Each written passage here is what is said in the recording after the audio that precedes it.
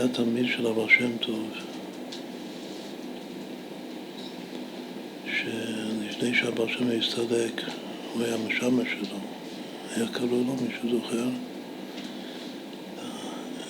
זה שהבעל שם אמר לו שיספר סיפורים עליו. יעקב קראו לו, כן. את הסיפור הכי מפורסם של אותו אחד שהבעל שם אמר לו לספר עליו סיפורים, שיהיה לו פרנסה. אחד לחתן את הבנות שלו, אחרי שהבעל שם הסתדק. הסיפור ארוך, מפורסם, שהתגלגל, שהוא שמע שיש איזה גביר גדול באיטליה, שהוא משלם כסף, הרבה כסף, על כל סיפור של הבעל שם טוב. אז הוא נסע עליו, אבל כשהגיע אליו, הוא שכח לגמרי את כל הסיפורים.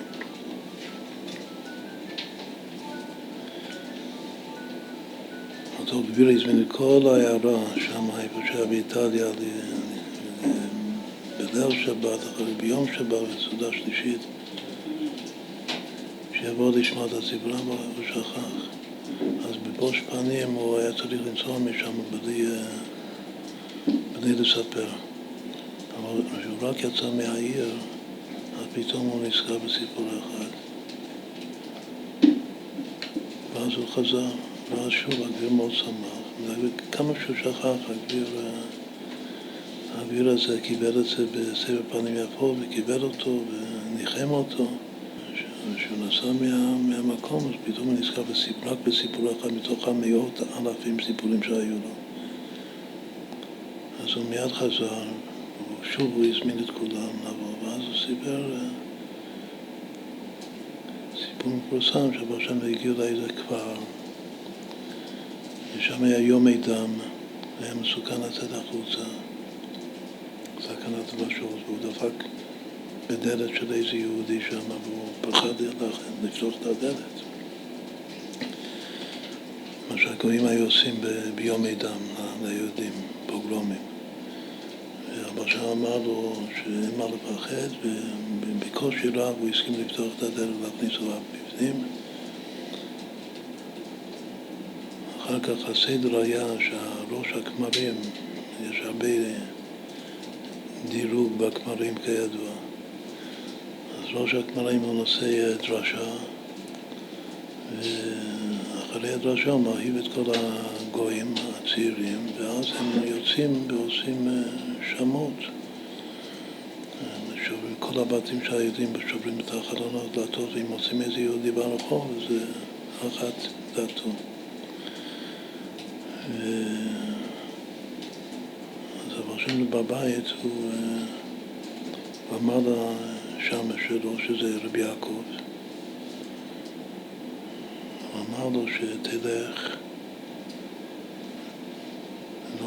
תלך לבמה של ראש הכמרים שם לפני שהוא נושא את הדרשה שלו, ותאמר לו שהבשם קורא לו.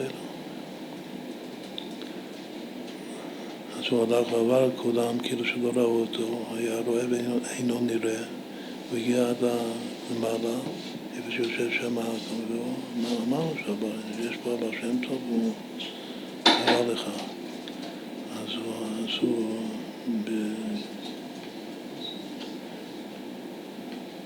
בטוב, הוא אמר, טוב, אני רק צריך לעשות כאן דרשה, מיד אחרי הדרשה אני אעבור לבעל שם טוב. אז הוא חזר רבי יעקב, הוא אמר את זה, הוא אומר, מיד תרוץ בחזרה, ותאמר לו, אל תהיה טיפש, ותבוא מיד. אז הוא חזר לשם, ואמר בדיוק את מה שהבעל שם אמר לו, ואז הכל מיד נחרד, והוא הודיע שם לכולם שיש לו כאב בטן, הוא מרגיש לא טוב, אז הוא חייב ללכת לשכב. ובינתיים הוא מסר את הדרשות של איזה כומר אחר מתחתיו וימסור את הדרשה במקומו. בסדר, אז הוא הלך לבעל שם טוב, הוא הסתובב. הוא נזכר והסתודד עם הבעל שם טוב שעה ארוכה, ואחר כך יצא משם. עד כאן יותר מזה רבי יעקב לא יודע מזה יותר. אז זה הסיפור שהוא זכר, שזה סיפור בו עצמו, שהוא היה שליח כאן. בסדר, אז בהתרגשות הוא מספר את הסיפור הזה לקהילה שם באיטליה,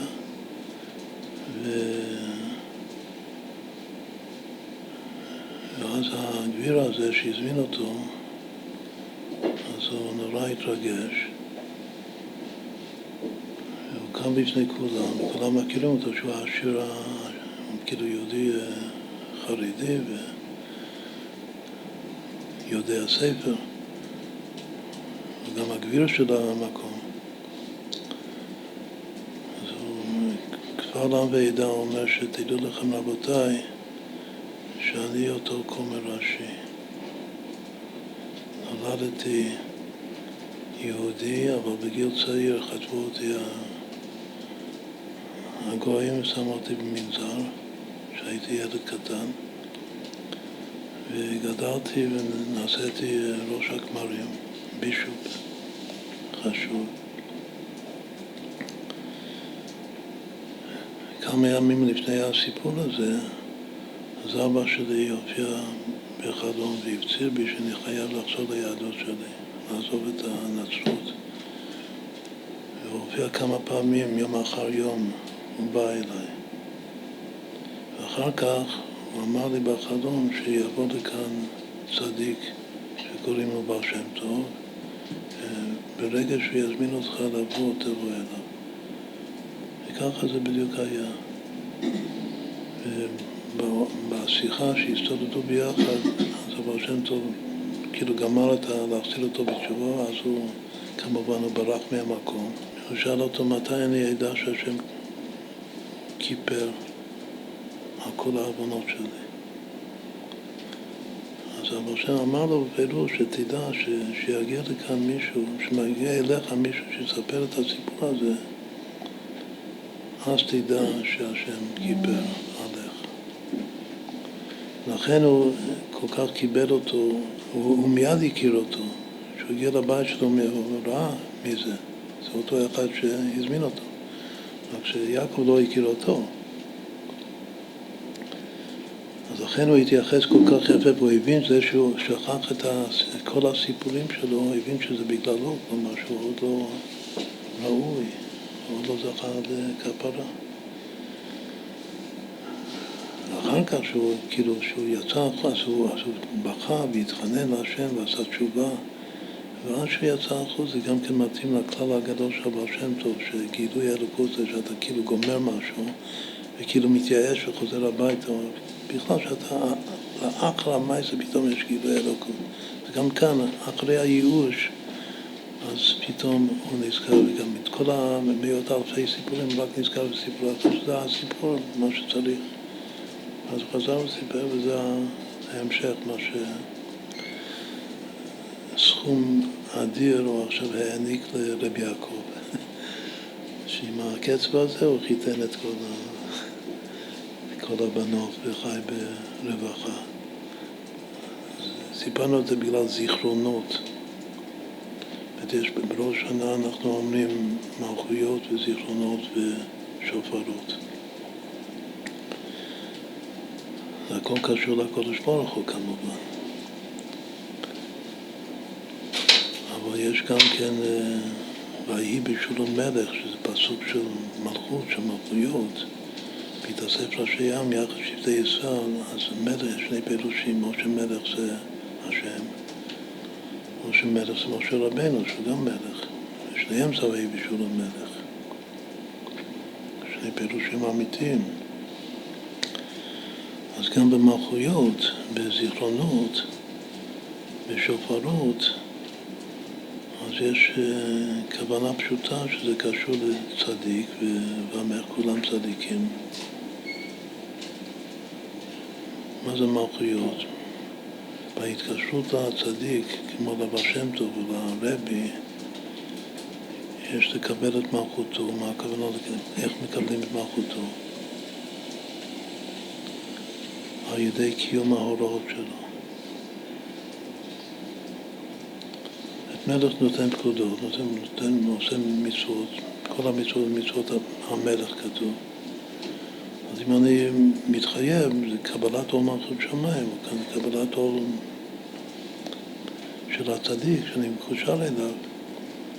אז הביטוי, שזה גם מלכויות, זה לקיים את ההוראות שלו. אם אתה חסיד של הרבי, אתה עושה את המבצעים שלו, זה מלכויות. מה זה זיכרונות? שאתה זוכר לספר סיפורים עליו, בכל הזדמנות. שעושים התוועדות במלאכיים, אתה לא שוכח את הסיפורים. גם את המבצעים וגם בעיקר וורטים וסיפורים שאפשר, כמו שאמרנו קודם, שאפשר ללמוד מזה, הנהגה טובה. מה זה שופרות? השופר של הצדיק זה עצם התורה שלו. ותיקן השופר בחסידות זה חב"ד. לכן שופרות, בקבלת שופרות זה מוחין, זה חב"ד. זה התענוג שבאימא, שופר זה יסוד אימא, בהתבוננות. מה זה שופרות? זה לחזור מאמר חסידות של הרבי. שאתה שופר של הפנימיות של הרבי. אז זה וורט יפה עוד הפעם, שאני מקיים את ההוראות של הרבי. בכלל יש קשר בין תורה והוראה. הרד"ק אומר שתורה זה לשון הוראה. אבל כאן חילקנו לגמרי. כלומר שההוראה זה המדרגה הבסיסית, כמו קבלת עול מלכות שמיים, ההוראה, ותורה זה שופרות, זה עומק התורה. תורה לשמה, כמו שרב הילר מסביר, שתורה לשמה זה שעשועי תורה. זה לא הוראות, זה שעשועים. שבעיקר זה בחב"ד, שזה אלוקות, זה כמו שאמרנו קודם, שמלמדים אלוקות. אבל זיכרונות זה סיפורים, סיפורי צדיקים. אז צריך את כל השלושה.